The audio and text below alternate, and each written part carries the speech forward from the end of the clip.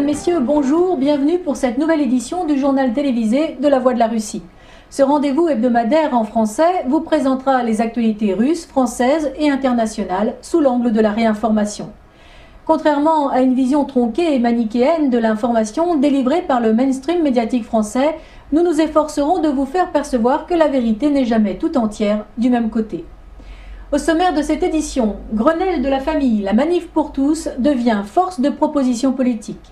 Répression, pression et tentative d'intimidation pour faire taire les médias de réinformation. Droit à l'autodétermination des peuples et droit d'ingérence au cœur du référendum en Crimée. Yevgeny Fedorov, animateur du mouvement Rochia, livre sa position russe sur l'Ukraine. Alexandre Krochter, président de Cause Cancer, veut renforcer la coopération culturelle franco-russe. L'opposition centrafricaine accuse la Hollandie d'être à l'origine de l'agression des Séléka.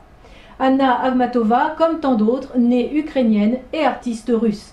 L'émission à bâton rompu reçoit Oskar Fressinger, conseiller d'État UDC en Suisse.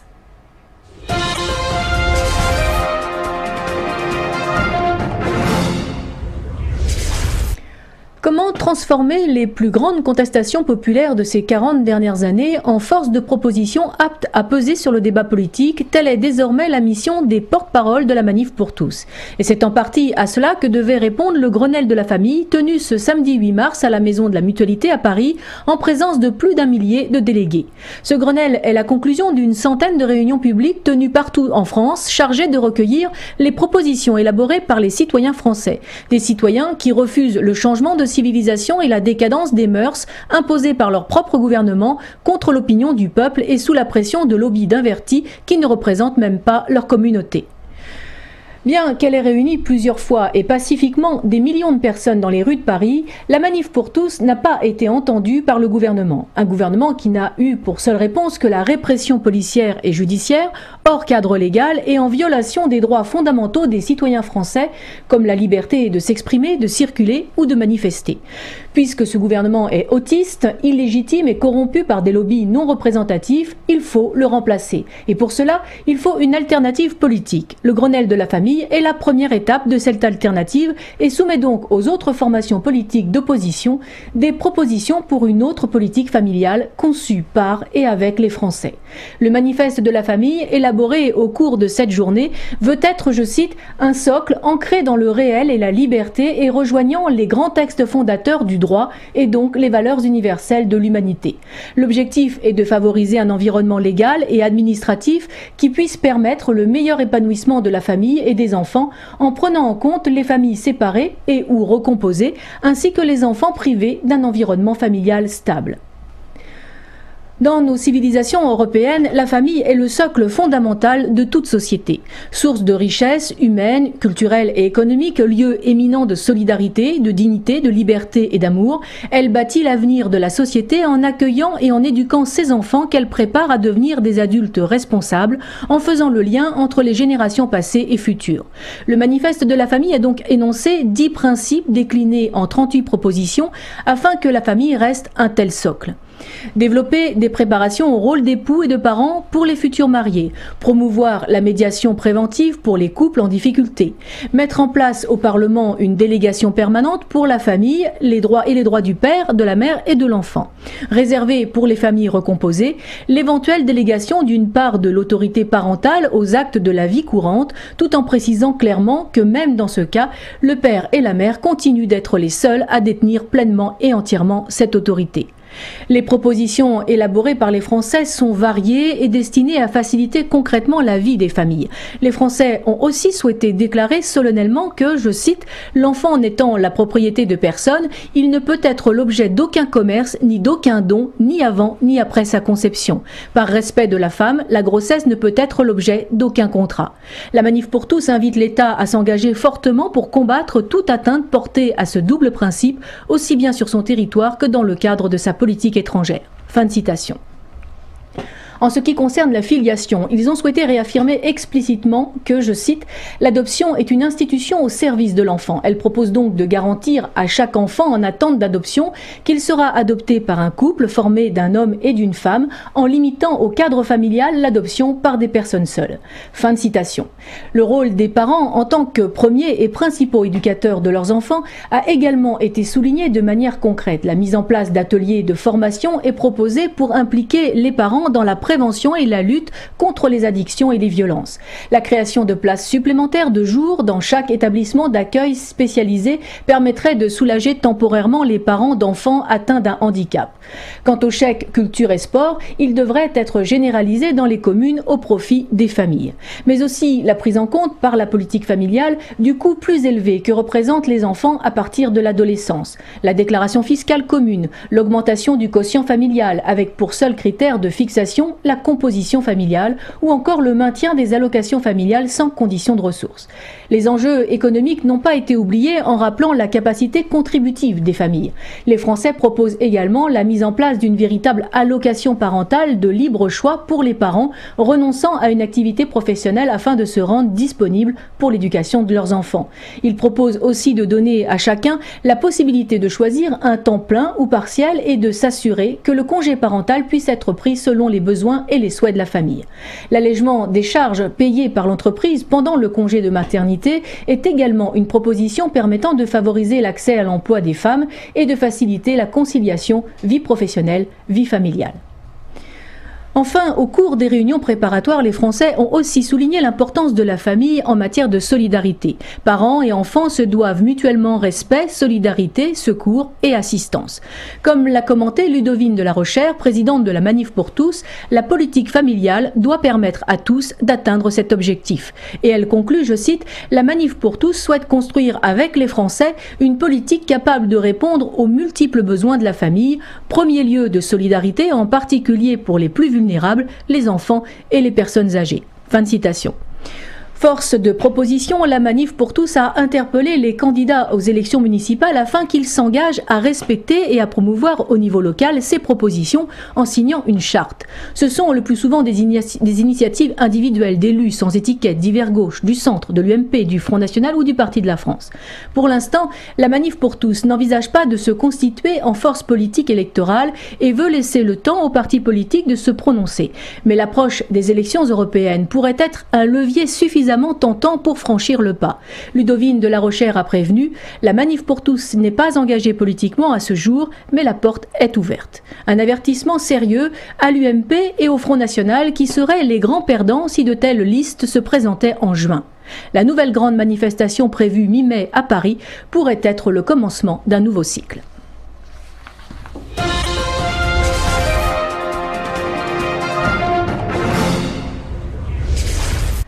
Des milliers de manifestants arrêtés pour simple port de t-shirt aux couleurs de la Manif pour tous. Une radio indépendante, Méridien Zéro, cambriolée et incendiée sans que l'enquête n'avance d'un pouce.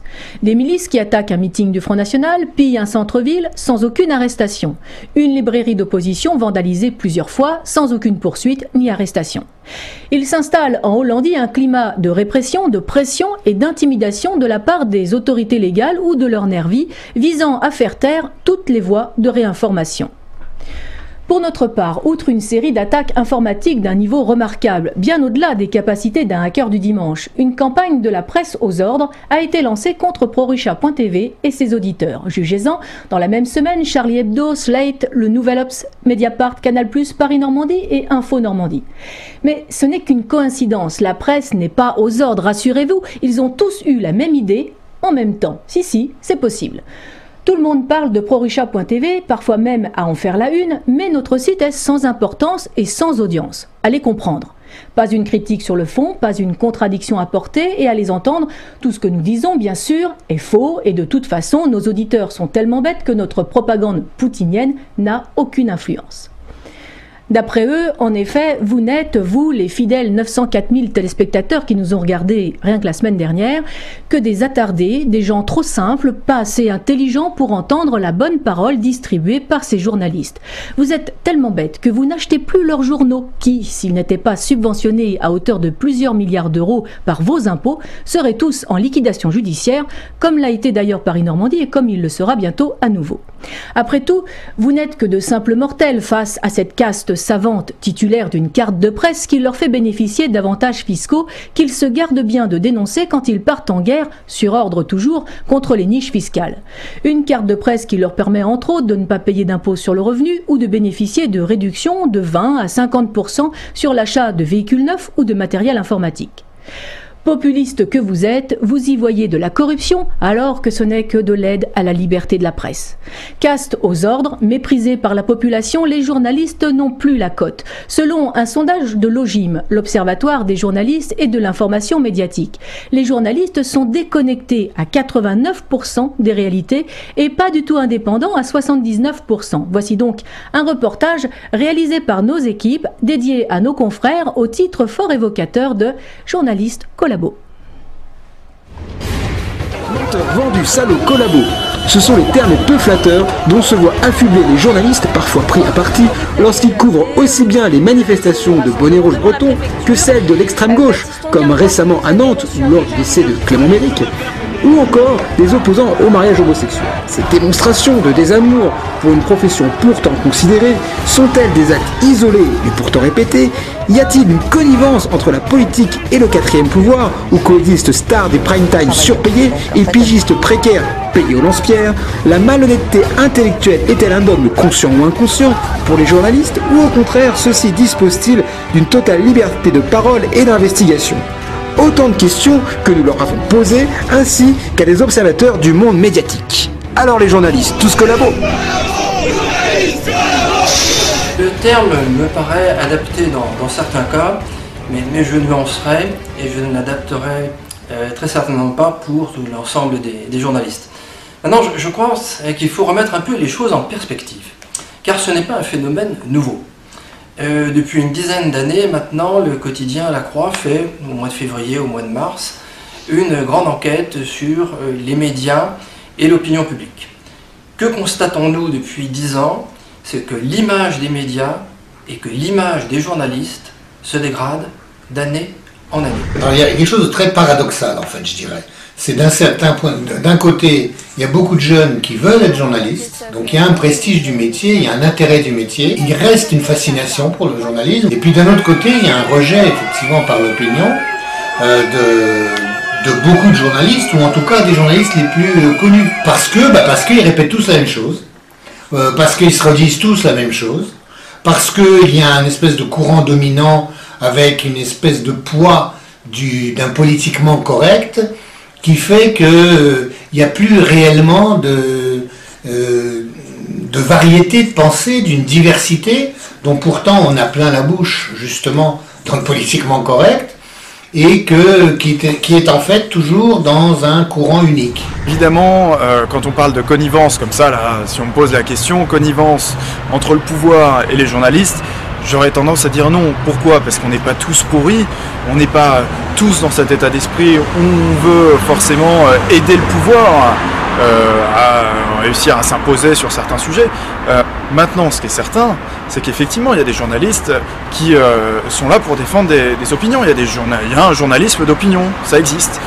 Ça existe aussi bien à gauche et ça existe aussi bien à droite. Et puis à côté, il y a des journalistes qui essayent de traiter l'information de manière objective. Je pense qu'effectivement, la connivence, ce serait à partir du moment où on accepterait de ne pas divulguer une information, c'est-à-dire même de la cacher, de dissimuler l'information, de manière à aider tel ou tel parti politique ou telle pensée. Là, effectivement, on pourrait parler de connivence. Aujourd'hui, je pense que c'est plus possible d'avoir une vraie connivence dans le journalisme, parce qu'avec tous les outils qui sont mis à disposition de la population pour s'informer, et notamment grâce aux réseaux sociaux, ça se saurait immédiatement. Il semble bien y avoir une fracture entre la perception qu'ont les journalistes de leur travail et celle qu'en ont les citoyens. On sait que c'est c'est manipulé, enfin ce sera de toute façon reformulé. Pour s'infiltrer dans ce milieu politico-médiatique, pour s'infiltrer dans ce milieu-là, vous êtes obligé de dire oui. Vous voyez comment? Si vous dites non, vous êtes mal vu. Enfin, ça me semble en même temps évident et en même temps naturel que les journalistes aient des partis pris ou en tout cas des opinions, et donc du coup ça se ressent dans le travail.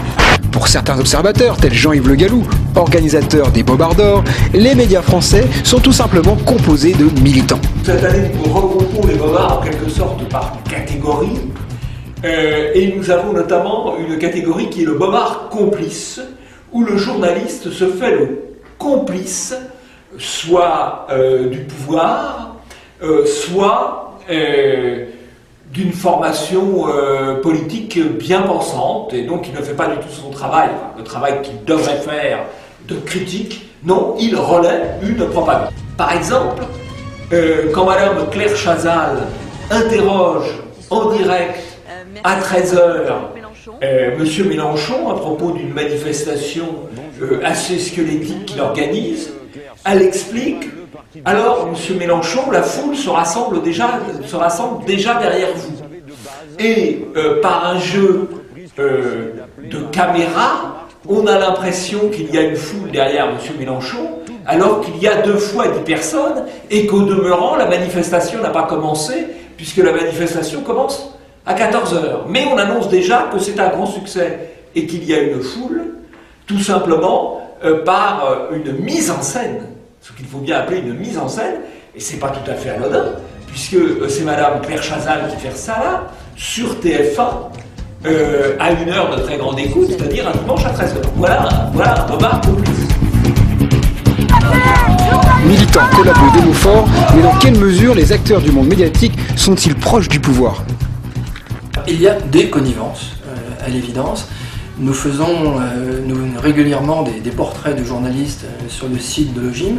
Le dernier que nous ayons fait, c'est Franz-Olivier Gisbert, et qui, bon, je crois que de mémoire, le titre c'est Franz-Olivier Gisbert ou le journalisme de connivence.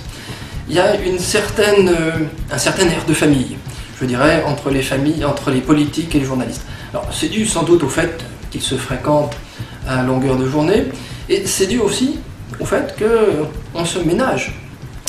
Les politiques ménagent les journalistes, parce qu'ils en ont peur, très certainement. Je ne dis pas tous les politiques, mais la plupart. Et les journalistes ménagent aussi les politiques, parce qu'ils ont besoin d'informations.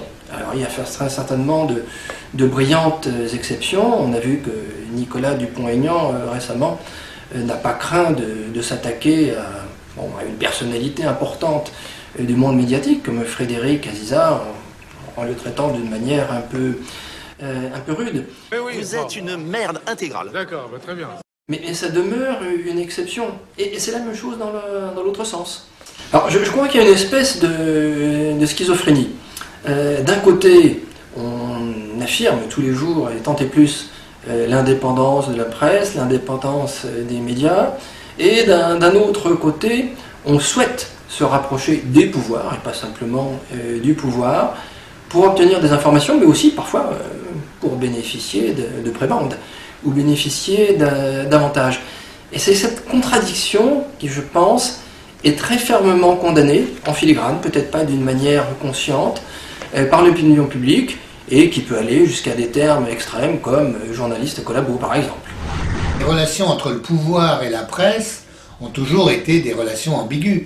Il n'y a qu'à voir le nombre de couples hommes politiques ou femmes politiques journalistes. Il n'y a pas de connivence à proprement parler entre le pouvoir et les journalistes. Qu'il y ait des journalistes qui soient engagés, qu'il y ait des journalistes qui aient des relations familières, amicales, avec des politiques, ça c'est certain. Et d'ailleurs, ça va certainement tirer vers le haut leur travail, parce que ça leur permet d'avoir accès à des informations qu'ils n'auraient pas eu accès en temps normal. Dire que la presse est aux ordres, les relations sont plus complexes, que cela. Dire que parfois certains journalistes n'ont pas la liberté d'écrire exactement ce qu'ils veulent, en fonction du média dans lequel ils s'expriment, ça je crois que c'est vrai. Ils savent que s'ils vont s'amuser à proposer un thème ou qu'ils vont écrire quelque chose qui ne va pas plaire à la rédaction en chef ou à la direction du journal qui les emploie, ils n'auront plus de pige. Donc ils ne pourront plus avoir un travail. La masse des journalistes, c'est tout de même une précarité colossale. Ce sont des gens qui travaillent ou à la pige, ce qu'on appelle, c'est-à-dire au coup par coup, ou avec des CDD qui sont à peine reconduits, ou encore avec des droits d'auteur, ce qui est logiquement illégal en France d'ailleurs. Eh bien, quand vous êtes dans une précarité comme ça, il est évident que vous écrivez ce qu'on vous dit d'écrire, ou presque évident. On va dire ça parce que les journalistes vont dire mais non, ça, bien sûr que si.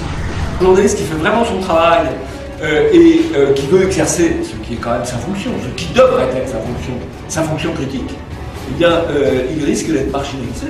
Et donc on a un système de sélection à l'envers qui promeut les gens qui désinforment ou les gens qui censurent au détriment de ceux qui pourraient réellement informer. Nous vous invitons également à regarder en direct sur notre chaîne mardi soir la soirée des Bobards d'Or, organisée par la Fondation Polémia et qui mettra en valeur de façon humoristique les plus grosses manipulations et les plus gros mensonges de l'année 2013, orchestrés par les médias officiels donneurs de leçons. Enfin, puisque cette série d'articles n'est pas destinée à informer le public, nous avons en effet refusé systématiquement de répondre aux questions parfois très pressantes, harcèlement téléphonique, présence de caméras au domicile de certains de nos collaborateurs.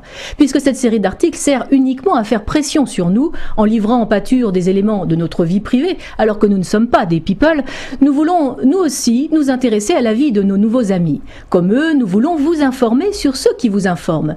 Nous voulons tout savoir, où ils habitent, à quel parti politique ils adhèrent, leur salaire, leur vie conjugale, leur maîtresse, leur dealer, leurs petits travers. Et toutes les infos seront les bienvenues. Bref, nous voulons tout savoir afin d'établir un portrait aussi complet que possible sur ces journalistes qui confondent information et pression, ce qui relève de la vie privée et de l'action publique. Ce sera notre réponse à leurs articles. Car nous aussi, nous souhaitons que la liberté de la presse soit respectée. Et pour toute la presse. À la différence que pour nous, la liberté n'est pas négociable.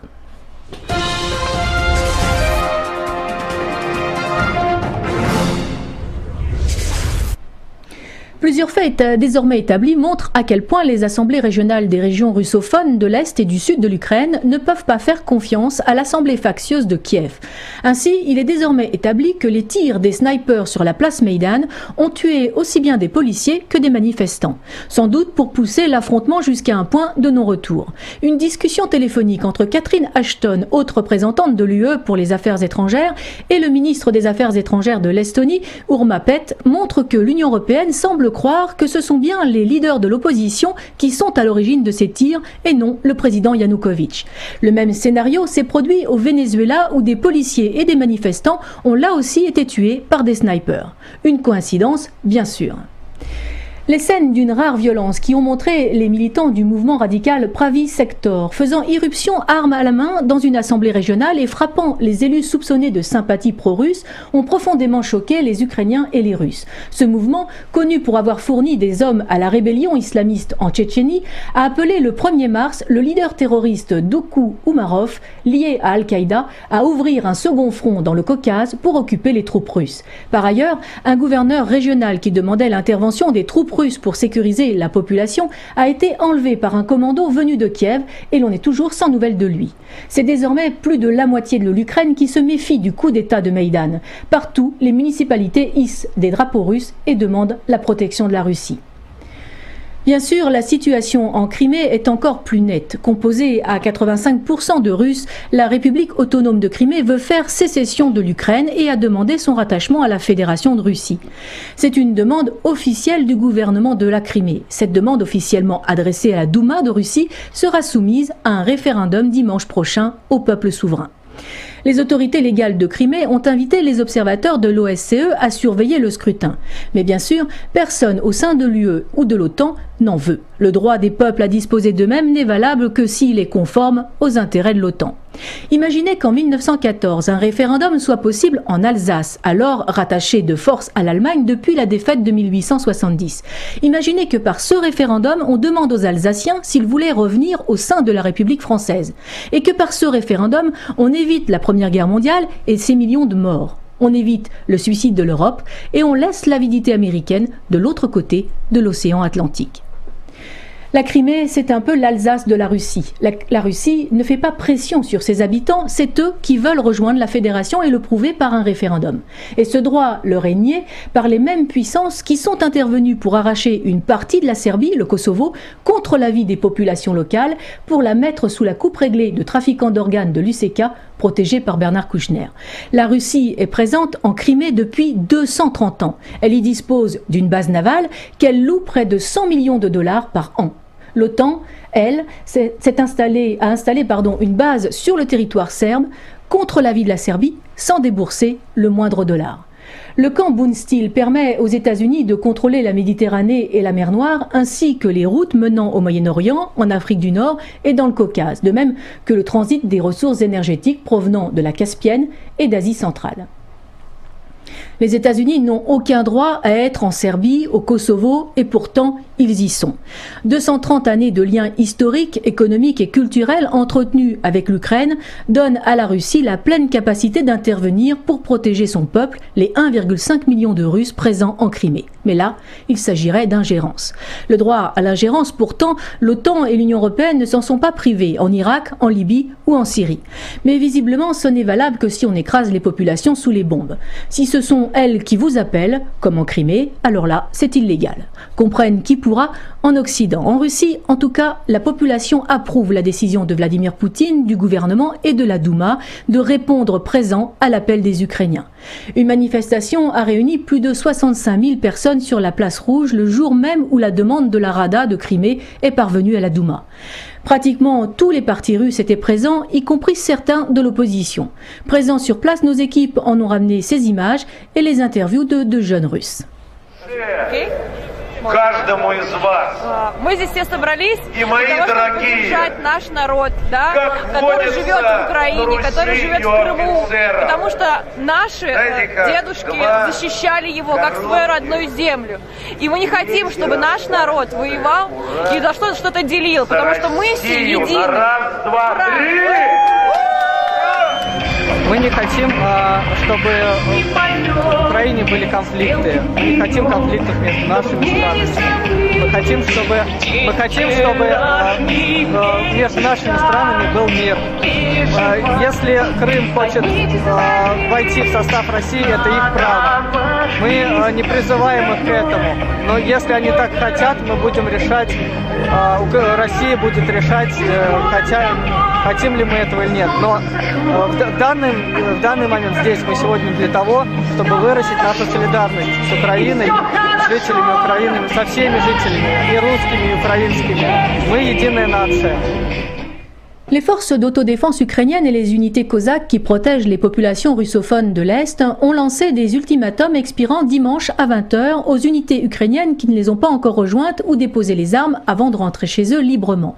Les rumeurs de vol dans des casernes de l'armée ukrainienne de l'Ouest par les factions les plus radicales de Maïdan ont poussé les autorités régionales à se prévenir de tels pillages qui porteraient notamment sur les missiles sol-air. Cette semaine sera cruciale et l'on verra jusqu'où l'OTAN et l'Union européenne sont prêts à aller pour empêcher le référendum d'autodétermination de la Crimée. Car ils se doutent bien évidemment que ce choix risque de faire tache d'huile auprès des autres régions russophones. Surtout que désormais est connu le prix exorbitant demandé par le FMI pour sauver l'Ukraine de la faillite. En effet, un accord préliminaire avec le FMI sur une aide financière signée par les nouvelles autorités de l'Ukraine prévoit que le système de transport du gaz du pays deviendra gratuit la propriété de la société américaine Chevron, ce qui placera l'approvisionnement européen en gaz sous le contrôle direct des USA. Et les aciéries seront obligées de transmettre 50% d'actions à la propriété de la Ruhr allemande. La production de charbon de Donbass sera effectuée par la filiale finlandaise de la compagnie Ruhr. Pour le même prêt, la Russie n'avait aucune exigence et avait baissé le prix du gaz. Une fois encore, comme en Syrie, c'est la diplomatie russe qui est garante de la paix. J'arrive pas à faire. Malgré un emploi du temps extrêmement chargé à la Douma en raison de la crise ukrainienne, Yevgeny Fedorov, animateur du mouvement Rochia, a bien voulu nous recevoir pour nous parler de la position russe. Cet ancien ingénieur militaire, conseiller d'État à la Fédération de Russie, occupe le poste stratégique à la Douma d'État, l'équivalent de l'Assemblée nationale française, de directeur du comité pour la politique économique et l'entreprise. Il est surtout connu en Russie pour être le directeur du programme de libération nationale visant à redonner à la Fédération de Russie sa pleine et entière souveraineté qu'il considère comme perdue depuis l'effondrement de 1991. Pressenti pour être le dauphin de Vladimir Poutine, il incarne une troisième voie, ni communiste, ni libérale, mais patriotique, luttant contre un monde unipolaire, destructeur des identités, des cultures et des patries. Pratiquant un discours sans langue de bois, sans phare ni circonvolution, il a bien voulu répondre à toutes nos questions dans un entretien réalisé jeudi dernier. Aujourd'hui, la Rada de Crimée vient de voter à l'unanimité, comme la constitution ukrainienne justement le lui permet, une motion lui demandant d'intégrer purement et simplement la Fédération de Russie. Comment accueillez-vous cette demande? Мы действительно сегодня присутствуем, вы правы, при историческом событии, когда принято решение о проведении в Крыму через неделю референдума, на котором будет определяться в том числе и жители Крыма, и по вопросу о возможном вхождении в состав Российской Федерации. И дальше уже в этом случае Россия будет рассматривать этот вопрос и принимать уже соответствующие внутренние решения. Я хотел бы сказать, что я понимаю жителей Крыма, которые ускорили проведение референдума, потому что сложилась ситуация, при которой в Киеве нелегитимная узурпаторская власть, то есть власть, пришедшая к власти в результате вооруженного мятежа, принимает решение о вторжении на территорию Крыма, собственно, уже воинскими подразделениями и, собственно, боевиками, которые сводятся со всего мира. Вот только вчера мы видели, что в Киев прилетело 300 специалистов войны из Соединенных Штатов Америки. Это высочайшие профессионалы своего дела в своих областях, в подрывной деятельности, в военной деятельности, в штурмовой деятельности. И они должны возглавить порядка 20 тысяч боевиков, которые накапливаются на территории Украины для того, чтобы начать террористическую фазу на территории Крыма. Поэтому для Крыма это не просто вопрос культурной идентичности. Понятно, что в Крыму запрещали развиваться русскому языку, и вот сейчас даже принимается закон о даже изменении, или рассматривает закон об изменении даже основы письменности. Да? То есть будут людей не просто запрещать им говорить на русском языке, но и будут требовать, чтобы они забыли, как пишется на русском языке. То есть идет явное давление на идентичность и запрет русской культуры, в том числе и на территории Крыма. Но и самое главное, события ускоряются в силу того, что Киев в лице узурпаторов подготовился к вооруженному вторжению на территорию Крыма, что, конечно, будет сопровождаться массовым террором, подобно тому, как это происходило в Сирии, в Ливии и во многих других странах, где военным путем Соединенные Штаты пытались решить свои геополитические проблемы, то есть подавить какое-либо сопротивление наций, сопротивление государств, которые как-то не выполняли их приказы. Поэтому мы подготовку этих событий сейчас видим и по отношению к Крыму, и Крым защищается, жители Крыма защищаются, просто защищают свои жизни путем выхода на референдум и возможного присоединения к Российской Федерации, например. И это понять совершенно можно, и можно понять, что это именно результат государственного иностранного переворота на территории Украины. То есть, по-русски говоря, результат военной интервенции со стороны Соединенных Штатов Америки, Германии и некоторых их союзников на территории Украины. И хотел бы напомнить, что для той же Германии это уже третья за 100 лет интервенция вооруженная на территории Украины.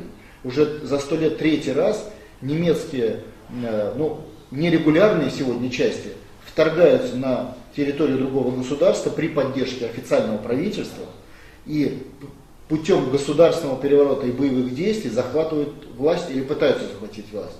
И для жителей Украины это совершенно понятная вещь, потому что так же, как и для нас, для жителей России, потому что наши деды и прадеды, они уже испытывали лично на своих жизнях иностранные военные интервенции, так же, как и французы, которые прекрасно понимают, что такое иностранные интервенты, которые полностью меняют государство.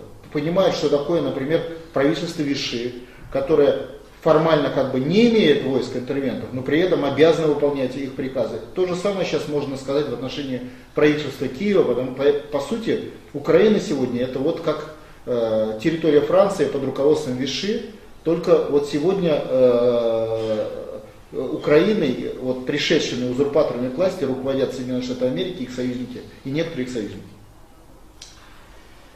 Alors qu'ils ont été les financiers, les instigateurs du coup d'État à Kiev, aujourd'hui tout le monde le reconnaît, les USA ainsi que l'Union européenne menacent le pompier de service qu'est la Russie, qui est obligé d'apporter d'ailleurs un soutien d'urgence aux populations russes et russophones d'Ukraine, et les menacent de sanctions économiques. Pensez-vous qu'ils auront les moyens? Да, вы правы, и действительно нам угрожают определенными санкциями. Но я бы не переоценивал значение этих санкций. Мы вообще рассматриваем, что возможность такого рода санкций, она носит даже определенный позитивный оттенок. Объясняю. Если вы посмотрите на Россию, на ее балансы, на ее возможности в плане природных ресурсов, в плане территории, в плане логистики, в плане научного потенциала населения, то мы увидим, что Россия очень богатая страна. Действительно богаче любой страны Европы, во много раз богаче страны Европы. Но уровень жизни у нас значительно ниже.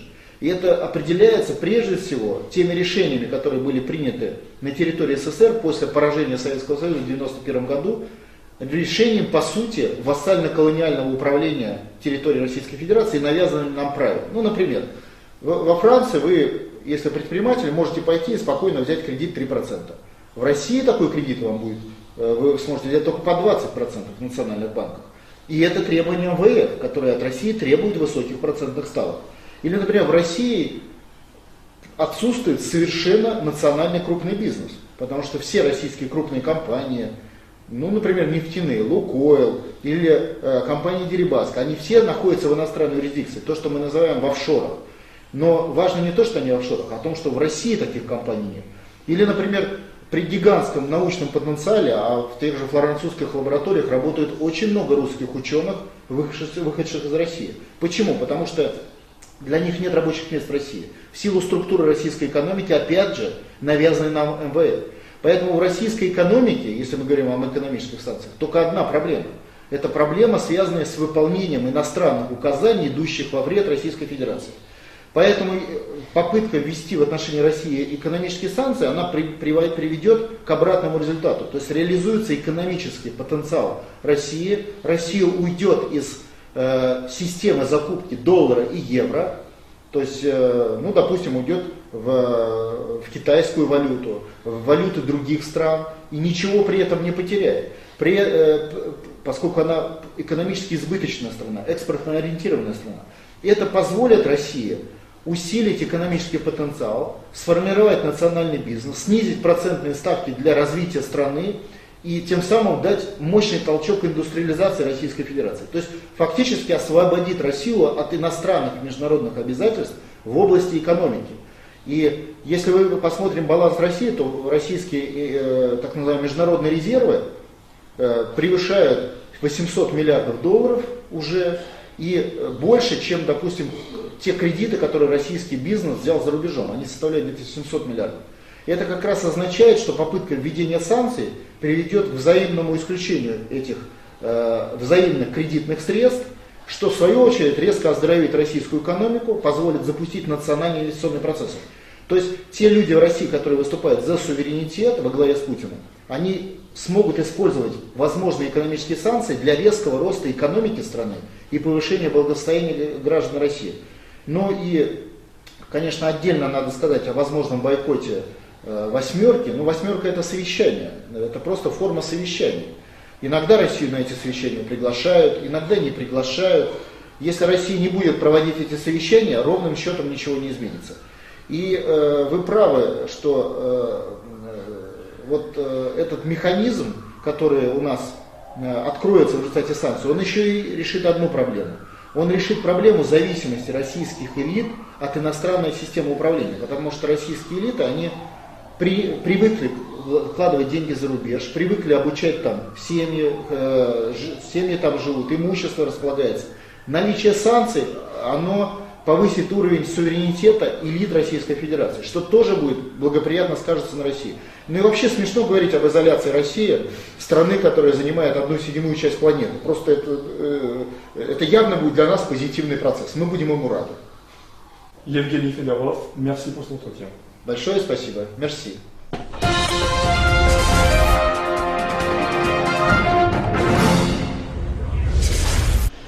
Alors que la flamme des Jeux Olympiques vient de s'allumer à nouveau à Sotchi, dans l'indifférence des médias occidentaux qui attendent que le sang coule en Ukraine, nous avons rencontré Alexandre Kreuter, président de l'agence fédérale Gosconcert. Créé en 1956, cet organisme a la mission de sélectionner et de promouvoir les jeunes talents russes et de permettre dans le même temps l'accession d'un très large public à cette culture classique, y compris à l'étranger. Aussi lui a-t-on demandé si la grandiose et spectaculaire cérémonie d'ouverture des JO, qui a émerveillé les téléspectateurs français, pouvait susciter encore plus d'intérêt de la part des Français pour la culture russe. Ну, традиционно культурные традиции России и Франции многовековые уже, да, они сложившиеся, и постоянно происходит обмен какими-то и коллективами, и видами искусства, и выставки, и театры. И я еще в молодости играл в оркестре, которым управлял Пьер Булес, например. Это были уникальные концерты, и это осталось впечатление на всю жизнь. Хотелось бы, чтобы на следующей Олимпиаде, которая будет во Франции, звучала и русская музыка тоже, безусловно.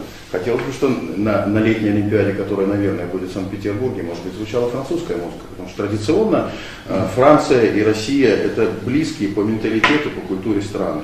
И хотелось бы это развивать. Сейчас, на самом деле, недостаточное количество контактов в сфере культуры, хотя, надо сказать, что и французское посольство, культурный центр работают над этим. Они очень активно себя ведут, но финансовый кризис, к сожалению, дает о себе знать. Но, несмотря на это, все равно я считаю, что нужно стараться развивать культурные связи и работать постоянно над этим. Это очень важно, потому что французская культура – это очень большой пласт мировой культуры, так же, как и русская культура. Без этого нельзя, так же, как и немецкая культура. Вот. Это многовековые традиции, которые нужно поддерживать и развивать. Госконцерт, конечно, будет стараться сейчас новый виток развития нашей страны, новый виток развития нашей организации. Мы будем стараться, конечно, сотрудничать с французскими коллегами, приглашать какие-то коллективы, может быть, отправлять каких-то артистов и оркестры во Францию. Будем активнее работать в этом направлении. Будем обязательно.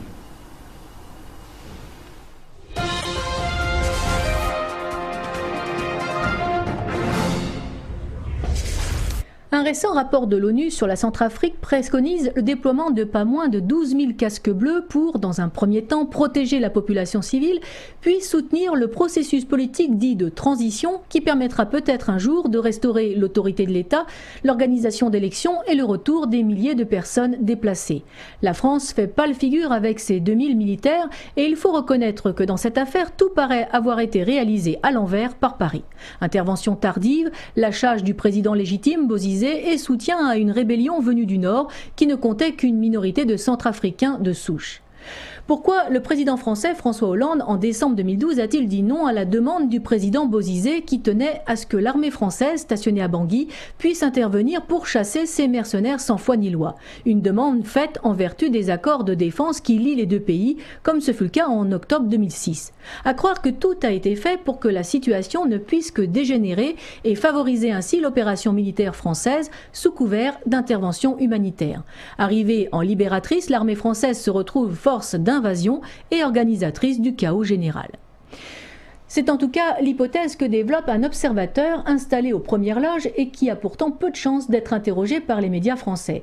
Analyste et homme politique centrafricain, Mohamed Bengue-Bossin a été conseiller politique de l'ancien président Ange-Félix Patas, chassé sur ordre de Paris par l'ex-président Bozizé, lui-même installé puis destitué comme on le sait.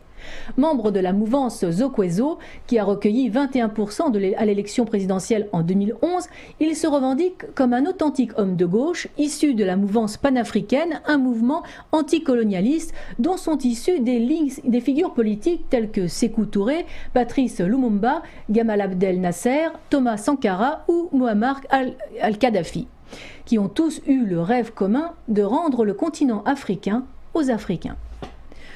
Selon M. Bengué-Bossin, le gouvernement français masque ses réels objectifs de mettre main basse et de sécuriser en cette période de crise économique les ressources naturelles de la Centrafrique. Paris aurait en réalité planifié le financement, l'encadrement puis l'utilisation de mercenaires tchadiens et soudanais qu'elle aurait alors présentés comme des rebelles centrafricains pour appuyer son retour dans la région. D'après les déclarations de M. Bengué-Bossin, il n'y a pas de guerre de religion en RCA, si ce n'est celle fomentée par le gouvernement français qui aurait poussé ces mercenaires à massacrer et à persécuter des Centrafricains d'origine depuis décembre 2012, quelle que soit leur religion respective. Ceci, d'après lui, pour couvrir son opération d'invasion voilée de la RCA afin d'empêcher l'exploitation des ressources nationales de pétrole par la Chine populaire. Depuis l'arrivée des troupes françaises Sangaris, elles n'ont eu de cesse de protéger les gisements de mercure de la Lobaï, d'uranium de Bakouma et de l'or de Ndasima, près de Bambari. Une stratégie qui n'est pas l'apanage de la France, qui consiste à mettre à profit l'existence de foyers de tension situés dans des zones hautement stratégiques de par le monde. Paris se livrant de son côté à une véritable opération de maîtrise du Sahara et de l'Équateur, avec les 2 interventions françaises du Mali et de la Centrafrique. Malgré le départ médiatisé de Michel Djotodia, une simple couverture utilisée par la France, le nouveau gouvernement mis en place par le président de transition, Mme Catherine Samba-Panza, fait entrevoir qu'il n'y a eu qu'un simple changement de façade et que la France et sa Séléka sont toujours au pouvoir. Notamment du fait que le neveu de Djotodia, Jono Dido Ahaba, soit toujours le numéro 2 du gouvernement, sans compter la présence de son demi-frère, Djoubaï Abazen, et de son cousin Abdallah Kadré. Bien que novice en politique, de confession chrétienne et parlant arabe, Catherine Samba-Panza a été nommée à la tête de la mairie de Bangui par Djotodia lui-même. Aussitôt en poste, elle a souhaité que l'intervention française en Centrafrique soit prolongée jusqu'aux élections prévues début 2015 et elle s'est rendue au Tchad pour une visite de travail. Il y a donc fort à parier que les patriotes centrafricains, s'ils disposent du droit de se présenter, auront, comme en Côte d'Ivoire ou ailleurs, bien du mal à accéder au poste de pouvoir et cela malgré les résultats d'éventuelles élections. L'actualité centrafricaine risque de faire les gros titres encore longtemps. On dit que l'argent n'a pas d'odeur, le pétrole centrafricain est là pour le démentir. Surtout lorsque l'on tente de dissimuler derrière le parfum des raisons humanitaires des cadavres de l'or noir, chrétiens comme musulmans, véritables victimes du nouveau colonialisme occidental.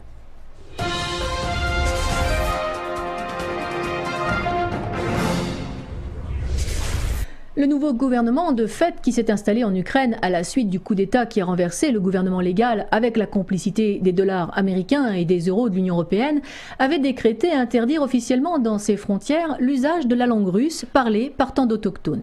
Les responsables de cette stupidité culturelle voulaient ainsi garder exclusivement la langue ukrainienne moderne, un patois normalisé au XIXe siècle comme la plupart des langues parlées aujourd'hui et qui a depuis acquis ses lettres de noblesse avec sa propre littérature. Cette malencontreuse histoire rappelle l'affaire catalane en Espagne et curieusement le phénomène est le même que celui de la langue d'oc en France, une langue normalisée elle aussi au milieu du XIXe siècle par Frédéric Mistral et ses disciples. C'est donc dans ce siècle qui verra le développement des nationalismes et des régionalismes que toutes ces langues médiévales seront grammarisées. Chacun a le droit de parler sa langue régionale ou maternelle à côté d'une langue plus universelle. Et comme le disait Mistral, celui qui tient sa langue tient la clé de sa prison. L'imbécilité, c'est quand le développement d'une langue se fait au détriment d'une autre, en l'interdisant pour des raisons chauvines, comme en Catalogne ou en Ukraine. Interdire une langue, c'est un acte politique, mais c'est surtout un acte anticulturel. Que ce soit en Ukraine aujourd'hui, ou comme ce fut le cas en 1863, quand un décret du ministre russe de l'Intérieur, Piotr Valouyev, déclara inexistante la langue ukrainienne en l'interdisant. Ou encore comme en France, la révolution de 1789 interdit aux Bretons, aux Languedociens et aux autres Français de parler la langue de leurs ancêtres. Avant cette funeste période de l'histoire, l'usage des langues et des parlers régionaux, tout comme le latin, n'était proscrit que dans les textes officiels, et cela depuis l'édit de Villers-Cotterêts. En Russie, à la fin du tsarisme, l'Académie des sciences impériales reconnaît officiellement que l'ukrainien était bien une langue indépendante. C'est toutefois la révolution bolchevique en 1917 qui déclarera pour la première fois l'ukrainien comme langue officielle pour la République populaire d'Ukraine, avant que l'ukrainien ne soit officiellement reconnu avec le russe comme les deux langues officielles de cette République soviétique. Par démagogie, voulant se rapprocher du peuple, les élites communistes vont soutenir l'ukrainisation, une politique pour la renaissance de la langue, avant que leurs efforts ne soient stoppés dans les années années 30 par les purges de Staline. En effet, au cours de l'Holodomor, un des très nombreux crimes soviétiques perpétués aussi bien par des Russes que par des Ukrainiens, il ordonnera, par crainte du retour d'un nationalisme anti-soviétique, la déportation au goulag et l'exécution de milliers de professeurs, artistes et écrivains, décimant ainsi toute l'élite ukrainienne. En 1991, avec l'indépendance, l'ukrainien redevient la première langue officielle à côté de la langue russe. Mais aujourd'hui encore, les populations des grandes villes ukrainiennes parlent de préférence le russe, l'ukrainien étant souvent perçu comme une langue rurale. De fait, les racines des mots ukrainiens sont généralement proches de celles des mots russes. Il est également difficile de parler réellement de communautés distinctes russophones et ukrainophones, comme c'est le cas en Belgique, car les Ukrainiens sont souvent unis par des liens familiaux. Le 5 mars dernier, on commémorait le 48e anniversaire de la mort à Moscou de l'une des plus importantes poétesses russes du XXe siècle, Anna Akhmatova.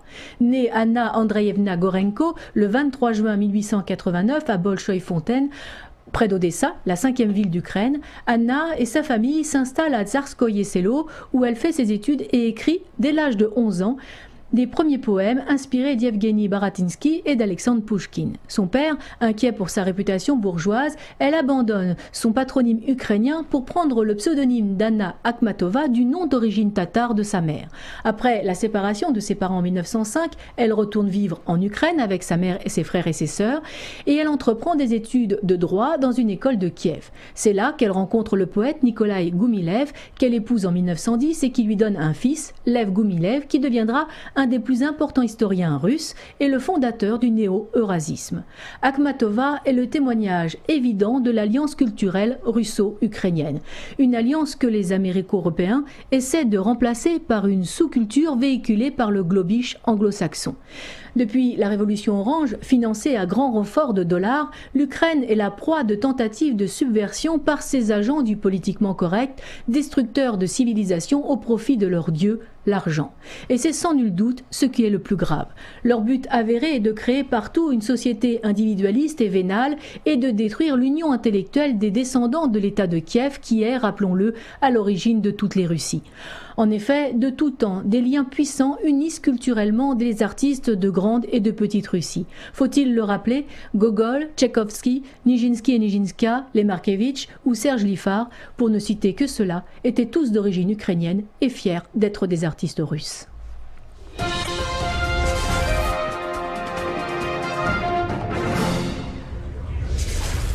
Sur ces plateaux moscovites, l'émission à bâton rompu, animée par Alexandre Artamanov et Oksana Bobrovitch de La Voix de la Russie, reçoit le député fédéral suisse Oskar Freisinger.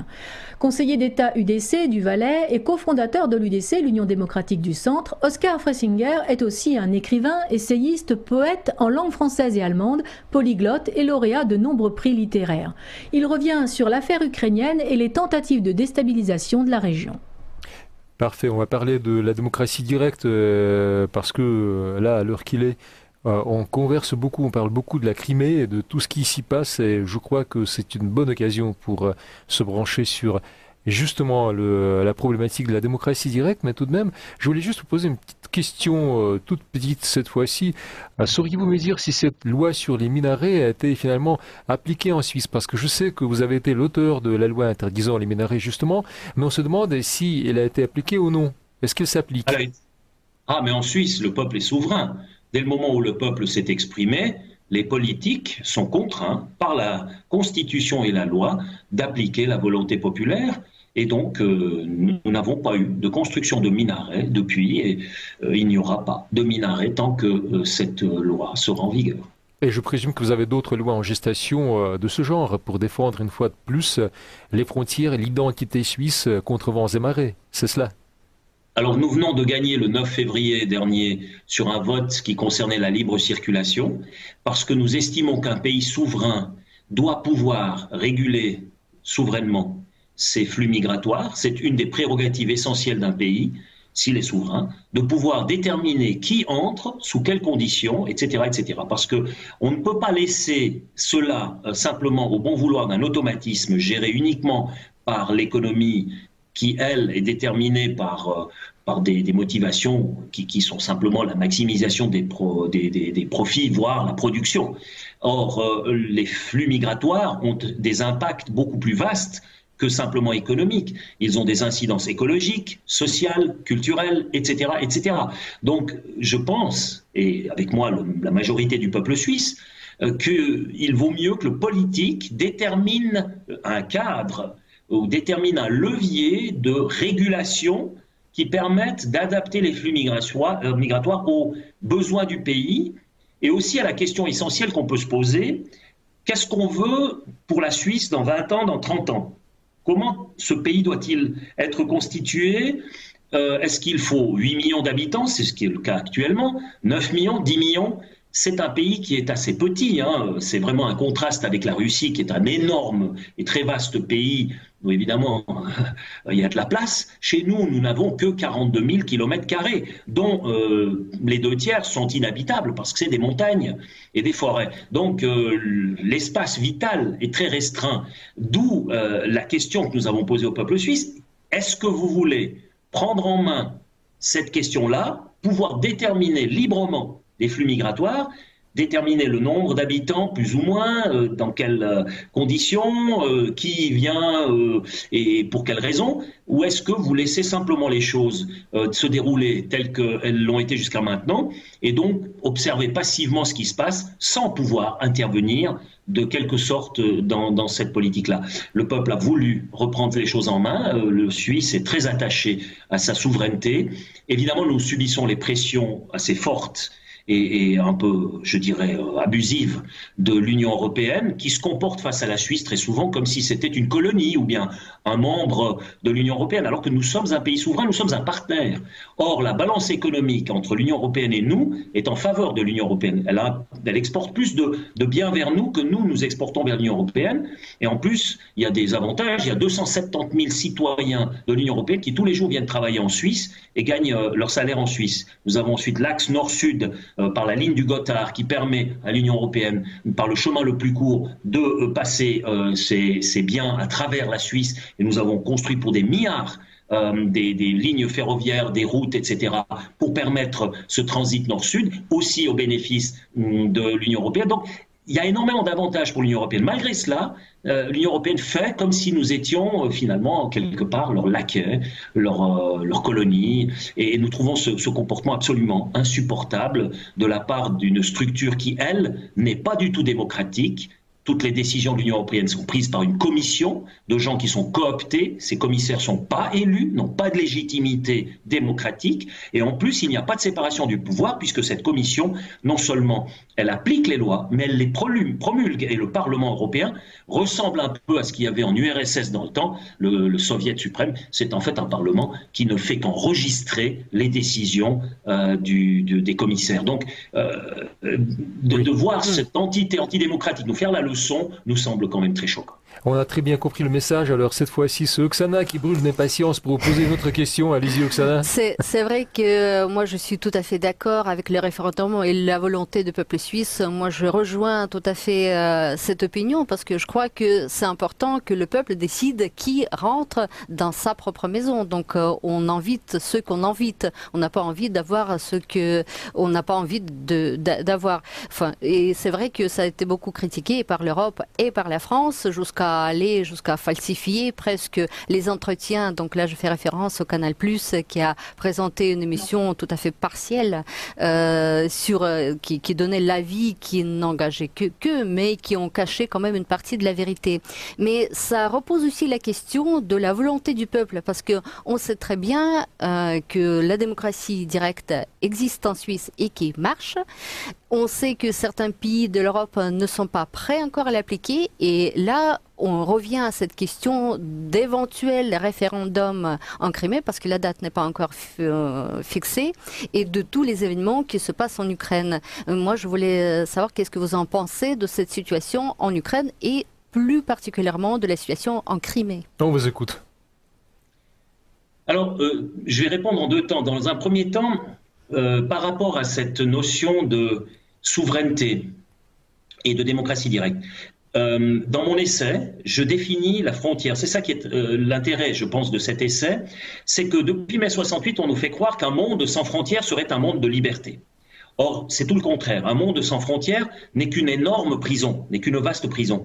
Parce que vous éliminez des garde-fous, vous éliminez des pare-feux, vous éliminez ce qui fait le propre d'une frontière.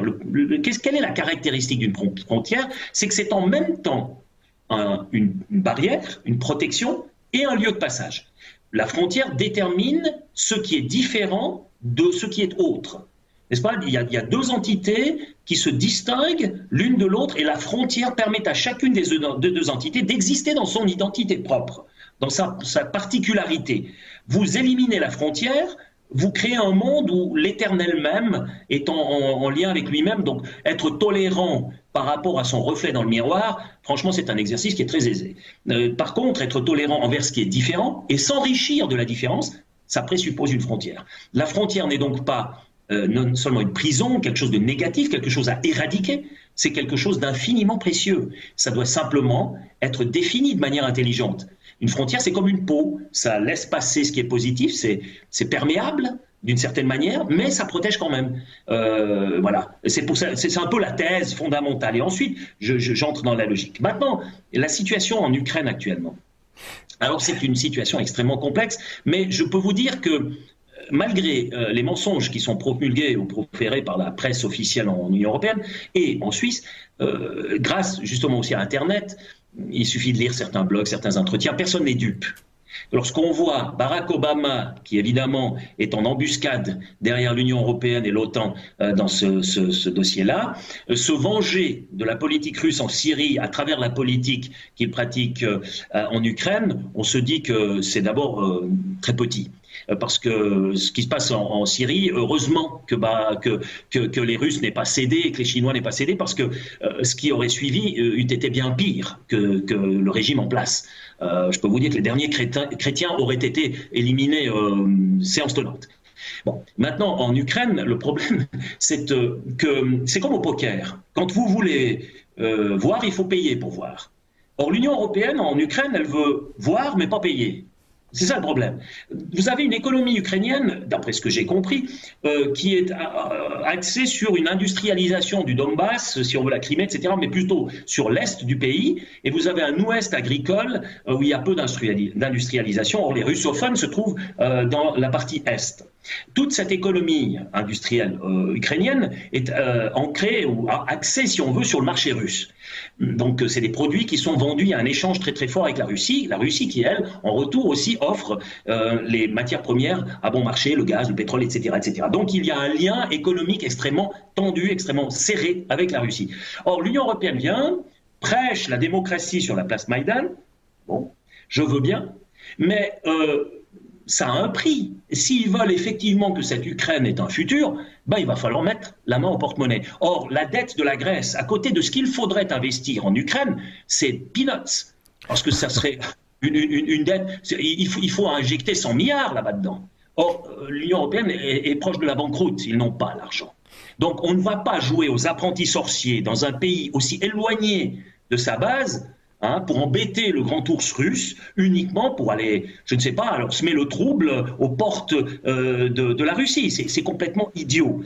Donc, ce qu'il faudrait pour que cette Ukraine puisse correspondre aux désirs de ces eurocrates, ce serait de complètement modifier son domaine industriel pour que les produits qu'elle produit seraient compatible avec le marché européen, ce qui actuellement n'est pas du tout le cas, et puis ce qui est pour ainsi dire impossible à réaliser, en tous les cas pas sans un investissement massif. Voilà un peu. Et puis en plus, alors il y a le truc le plus choquant, c'est lorsque vous voyez l'Occident, des grands représentants de la politique de l'Union européenne faire les grands discours sur la liberté, la démocratie sur la place principale de Kiev, et que derrière eux, vous avez des types qui défilent en uniforme avec une sorte de variation de la croix gammée, une sorte de clone ou de descendants fascistes.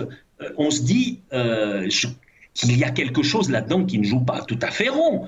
Je veux dire, c'est deux des trois partis qui ont provoqué ce putsch, parce que c'est pas de la démocratie d'aller faire démissionner ou d'éjecter du pouvoir un président élu. Je trouve quand même choquant de présenter ça comme de la démocratie, surtout lorsque deux des trois vecteurs de ce putsch sont des nazis ou des fascistes, clairement dans leur essence et dans leur thèse, des thèses contraires même aux thèses que prétend défendre l'Union européenne. Je dois avouer que je la trouve franchement saumâtre.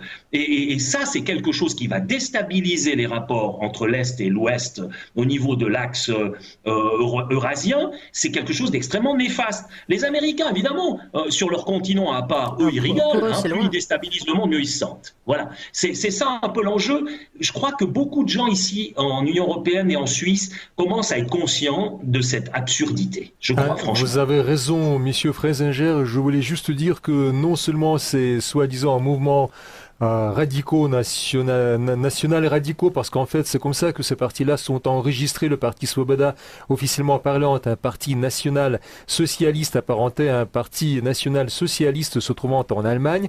On vient de recevoir les documents, donc des preuves à l'appui pour appuyer, pour confirmer ce que je viens d'annoncer, mais qui plus est, ils exhibent fièrement pas seulement les croix gammées, mais aussi donc les inscriptions du type HH, ce qui veut dire Heil Hitler, et ils en sont fiers, parce que vous-même parlementaires comprendriez facilement que les gens qui votent les lois défendant les poursuites légales pour propagande du fascisme sont vraiment des nazillons, et c'est leur cas.